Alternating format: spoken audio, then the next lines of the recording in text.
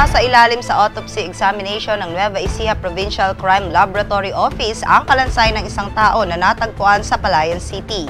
Base sa inisyal na investigasyon ng pulisya at SOCO, nadiskubre ng isang estudyante ang kalansay sa ilalim ng isang puno habang siya ay nagsusuga ng kalabaw sa gilid ng kalsada sa barangay Singalat. Nakasuot ng puting t-shirt ang biktima na may tatak na Mayor Levi Santos at Vice Mayor Edgar Valdez, itim na pantalon na may puting stripe, may itim na rubber bracelet at rosary na nakakwintas sa kanyang liig. Samantala, pinaghahanap ng kanyang mga kaanak si Lolo Tony o Antonio Hermino E. Garcia, 72 anyos, na 6 na araw na ngayong nawawala. Ayon sa kanyang anak na si Celso, umalis ang kanyang ama noong May 20, 2015 para bumili ng gamot sa Cabanatuan City. Ngunit simula noon ay hindi na ito bumalik ng kanilang bahay sa Barangay Mabini, bayan ng Santa Rosa. Si Lolo Tony ay may taas na 5'5", maputi ang kutis at kulay puti na ang buhok at kilay. Kung sino man ang nakakaalam ng kanyang kinaroroonan ay kumontak sa cellphone number 0935-123-6697.